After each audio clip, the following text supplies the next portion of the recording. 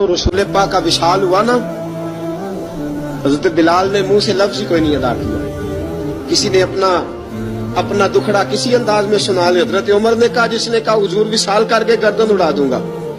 حضرت عثمان غنی نے کہا، خبردار کوئی مجھے آ کے نہ بتائے کہ مصطفیٰ وصال کر گئے. حضرت علی المرتضیٰ رضی اللہ تعالیٰ عنہ نے فرمایا، نہ بھائی میرے مصطفیٰ پر تو موت آتی ہی نہیں جس طرح آپ لوگوں پہ. سب لوگوں نے اپنے اپنے اظہار کر لیے نا، بلال نے کسی کو دکھ بتایا ہی نہیں. ایک کونے میں بیٹھ کے نا حضرت بلال اکیلے آنسو بہاتے رہے، کسی کو بتایا ہی نہیں، اکیلے روئے. ایک شخص کہنے لگا، یار بلال بولتا نہیں. کہا نہ بلاؤ اسے.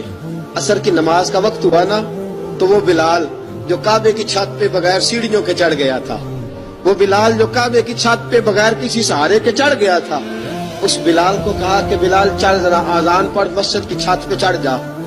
حضرت بلال کئی بار چڑھے اور کئی بار گرے، کئی بار چڑھے اور کئی بار گرے. حضرت بلال حبشی رضی اللہ تعالیٰ نے آواز دی، کہا سلمان میری مدد کرنا، میری مدد کرنا. اب مجھ سے چڑھا نہیں جاتا، اب مجھ سے جایا نہیں جاتا. جناب سلمان فارسی نے بھی سوال نہیں پوچھا کہ بلال تو بیمار ہے، یہ نہیں پوچھا. حضرت بلال کو دو چار صحابہ نے اٹھایا، چھت پہ پہنچایا. بلال نے اذان شروع کی. جب کہا نا اللہ اکبر اللہ اکبر، وہ آواز جس میں بڑا سوز ہوتا تھا، بڑی درد، بڑی بلندی ہوتی تھی، بڑا جوش خروش ہوتا تھا، آج وہ آواز دب گئی. جب بلال نے کہا نا اشہد ان لا الہ الا اللہ، حضرت بلال رضی اللہ تعالیٰ عنہ نے تھوڑی دیر روک کے سانس لیا. جب کہا نا اشہد ان محمد الرسول اللہ، جو سارے چپ کھڑے تھے نا، ان میں سے ایک بابا رو پڑا، اس کا نام ابو بکر صدیق تھا. جب حضرت ابو بکر صدیق کی آنکھ میں آنسو آیا تو حضرت بلال چھت کے اوپر زمین پہ گرے، زمین پہ گرے. اور کہا ابو بکر یہ ڈیوٹی کسی اور کی لگا دے، یہ ڈیوٹی کسی اور کی لگا دے، اب میری روح اجازت نہیں دیتی، مصطفیٰ کریم کے بعد مجھ سے اذان نہیں پڑھی جائے گی.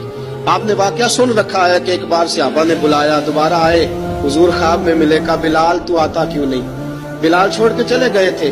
فرمایا اب میرا یہاں دل نہیں لگتا. ملک شام کے شہر حلب میں چلے گئے تھے، چھوڑ دیا تھا مدینہ منورہ. اب میری نگاہوں میں جچتا نہیں کوئی، جیسے میرے محبوب ہیں ایسا نہیں کوئی. حضور خواب میں ملے، آئے مدینے. حضرت بلال آخری بار، لوگوں نے کہا اذان پڑھو. کہا مجھے وہ اذان بھول ہی گئی ہے جو مجھے مصطفیٰ کریم کے زمانے میں پڑھا کرتا تھا، مجھ سے نہیں پڑھی جاتی. نہ مجھے کہو، میں کیسے پڑھوں؟ امام حسن اور حسین نے آ کے دامن تھاما نا، تو کہا بیٹا میں تمہاری نانی کا بھی نوکر رہا ہوں، میں تمہاری ماں کی چکی بھی پیستا رہا ہوں، مجھ سے کوئی فرمائش نہ کر ڈالنا. میں نے نوکری کی ہے، اور مجھے اگر اللہ نے توفیق دی تو میں تمہارے بچوں کے پیر بھی دھویا کروں گا. لیکن امام حسن رضی اللہ تعالیٰ عنہ نے فرمایا بلال ایک بار تو اذان سنانی پڑے گی. سنائی بلال نے اذان.